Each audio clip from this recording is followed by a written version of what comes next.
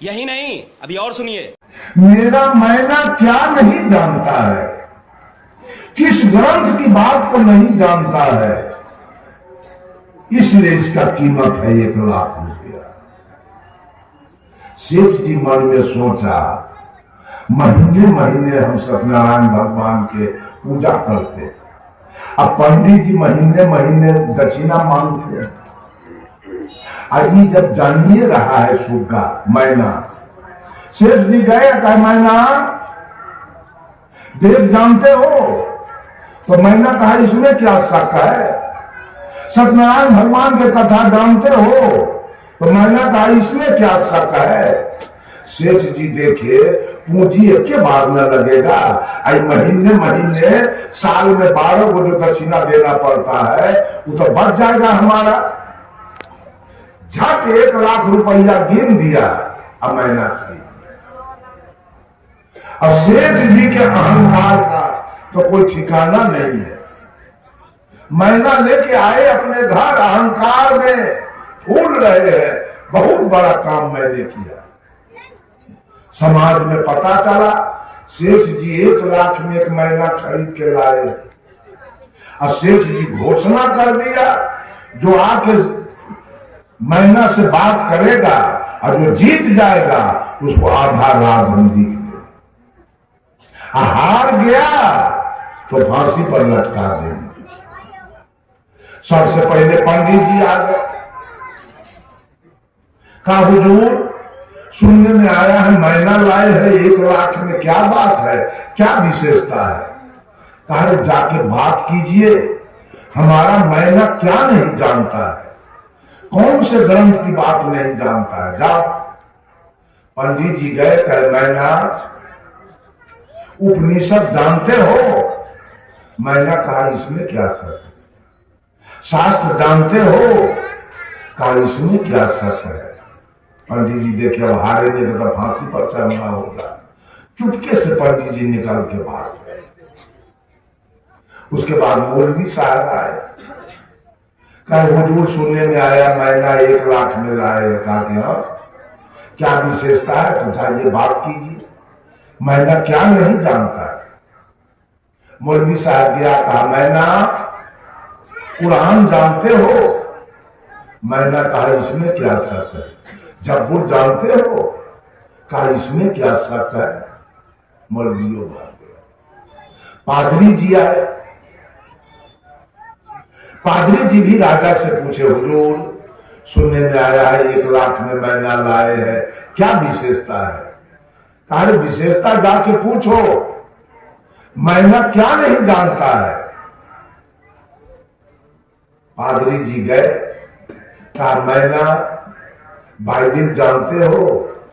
मैना कहा इसमें क्या शक है। पादरी जी बात, अब ये सब विश्वास मार्गी थे, अब विचार मार्गी आ रहे हैं कबीर पंथी। कहा हुजूर सुनने में आया है मैना लाए हैं 1,00,000 में।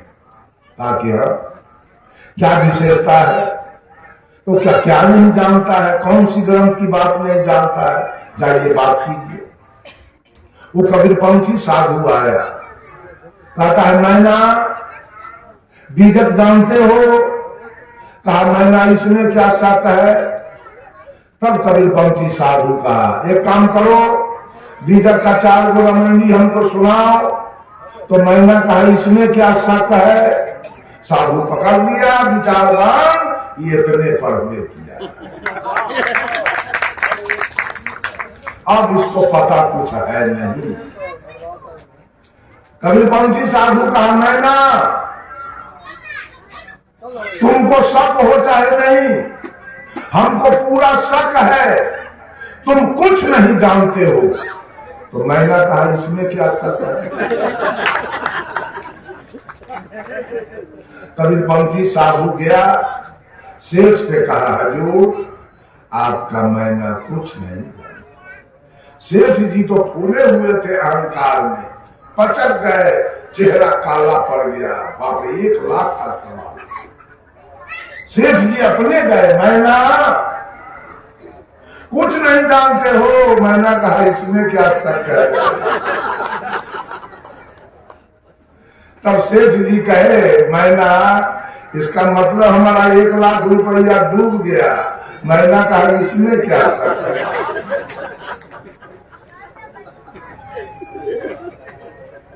ये विश्वासवादी लोग सब भगवान के पीछे पड़े। 67 वर्ष का मेरा उम्र बीत रहा है, आज तक मैं मंदिर का मुंह नहीं देखा। मैट्रिक तक की पढ़ाई मैंने किया था, कभी सरस्वती की मूर्ति को मैं प्रणाम करने नहीं गया। मैं प्रणाम किया अपने माँ को, अपने पिता को, अपने दादा दादी को, अपने नाना नानी को, अपने मामा मामी को, अपने चचा चाची को।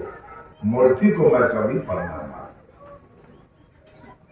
आज तक कोई अंधविश्वास का काम।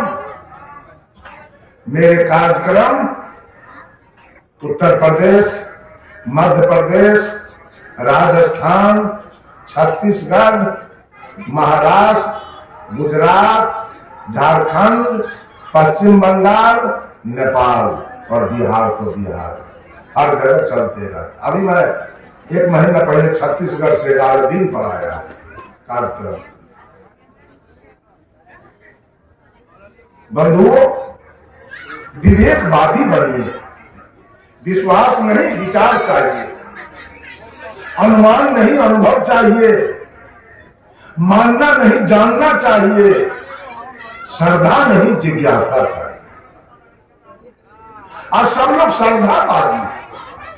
पत्थर में महिला सब पत्थर में जाके अचिन्ह लगाती है, वहां अगरबत्ती बाल के गाड़ती है और पत्थर पर जल चढ़ाती है।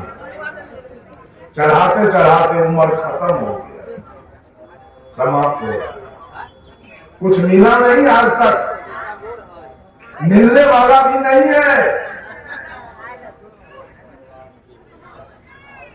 एक जादव जी थे, नेताजी, अब बड़े धनवान।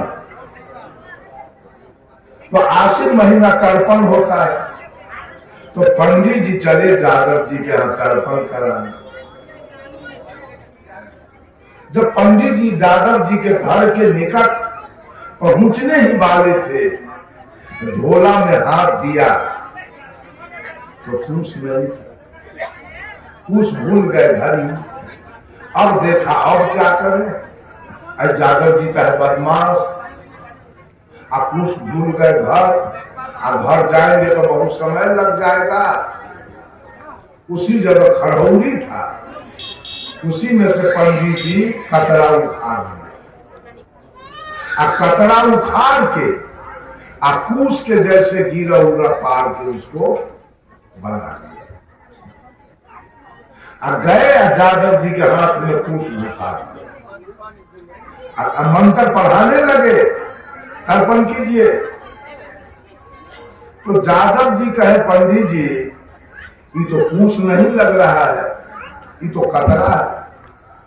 तो पंडित जी क्या कहे, अहिर गलेरियम कतरम कूसम, अहिर गलेरियम कतरम कूसम, कि जादव और गलेरी के लिए कतरे कूस होता है। पढ़िए, जादव जी बेचारे देखे झंझट करने से तो कोई फायदा है। अहिर गलेरियम, अहिर गलेरियम पढ़ के पानी दे दिए। तो पंडित जी कहे कि अब हमरा दक्षिणा दीजिए, दोसर द्वार देखे। तो जादव जी कहे, पैसा तो नहीं है पंडित जी। तो कहा कुछ औने पानी दे दीजिए ना। तो जादव जी तराजू लेके अब बेरी में गए।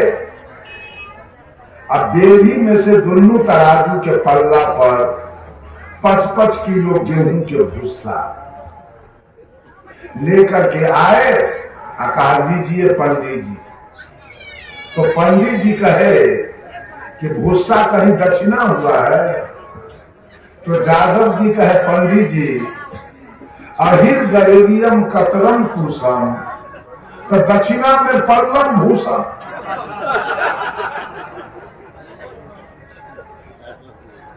अहिर गरीबी के लिए कतरा कुश होता है, तो पंडित जी के लिए भूसा ही दक्षिणा है।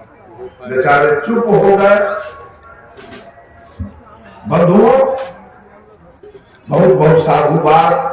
जिस लड़के का विवाह है, जिस लड़की का विवाह है, स्वतंत्र रूप से वेद के से हटकर अलग होकर जो विवाह संपन्न कराया जाएगा, बहुत ही कल्याणकारी मार्ग हमारे नेताजी जो राम नरेश सिंह यादव जी है, इनको मैं साधुवाद देना चाहता हूं, मैं इनको धन्यवाद देना चाहता हूं। ऐसे ऐसे लोगों का जरूरी मुझे भी है, इसलिए मैं इनका निमंत्रण तो तुरंत स्वीकार कर लिया, मैं अवश्य आपके यहां आऊंगा। बंधुओं, सुधरने का युग है। और माता बहनों से भी मैं कहता हूं, पैसा बड़ा मेहनत से कमाया जाता है, पैसा का दुरुपयोग न करे। ये देवी देवता भूत प्रेत तीरथ वर्त में पैसा को खत्म करने से अंत में कुछ हाथ नहीं आएगा। ये पैसा को बचाइए, उस पैसा से बेटी को पढ़ाइए। और ये महिला सब शिव चर्चा में लगी है। अच्छा, एक बात बताइए, भगवान कितने हैं? भगवान कितने हैं हिंदू में? 56 करोड़। और एक देवता के नाम लीजिएगा तो काम चल जाएगा।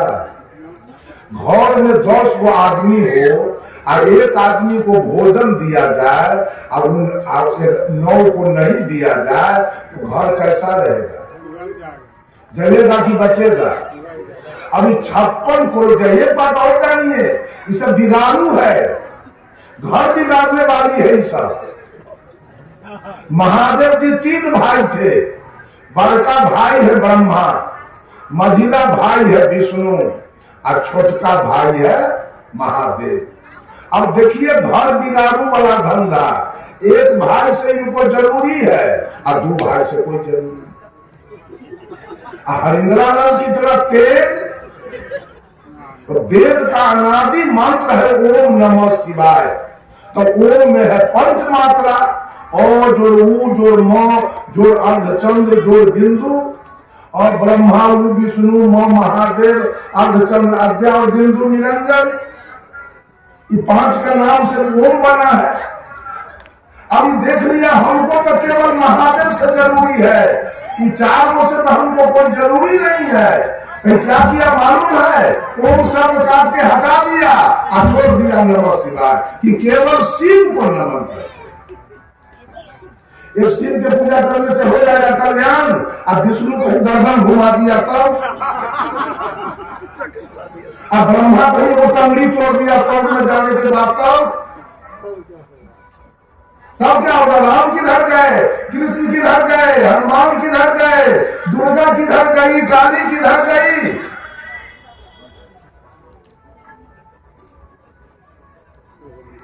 मान लिया हनुमान का मंदिर आपने बना लिया, तो राम क्यों खुश रहेंगे आपसे? कृष्ण क्यों खुश रहेंगे? महादेव क्यों खुश रहेंगे? विष्णु क्यों खुश रहेंगे? घर तो आपने एक का बनाया, 4 बेटा आपके पास है, और एक बेटा के लिए घर बना दीजिए, और 3 बेटा को छोड़ दीजिए, रास्ते में गोली ठोक देगा तीनों। एक देवता के घर बनाते हैं आप, और आपका नौकर है, वो बथान में सोएगा। हनुमान जी घर में सोएंगे और सब बथान में सोएगा। कहीं भजन नहीं है, इस समाज का बिगाड़ करके और शिव चर्चा वाली मैं कह के जाता हूं, समाज को नई सत्यानाश में मिला दिया, तो धिक्कार मेरा जिंदगी है। एक हाई स्कूल का मास्टर जादवपुर का था लड़का, वो मेरे सामने खड़ा हो गया, गुरुजी मेरे गांव में 10-20 लोग शाकाहारी थे, वो मर गए, और जब से शिव चर्चा शुरू हुआ मेरे गांव में एक भी कंचीदार व्यक्ति नहीं है, सब मांस मछली। इस समाज को क्या दिशा देगी शिव चर्चा वाली? इसे और बात मालूम है? नीलम दीदी, तो दीदी के दूल्हा जीजा जी, हरिद्रा उनके जीजा जी कहे के चाहिए। देखो भैया से निभा अन्ना हरिंदर भैया तो नीलम भौजी। रिश्ता क्या है सो देख लीजिए, कोई इसमें कोई नियम और कोई कानून और कुछ नहीं।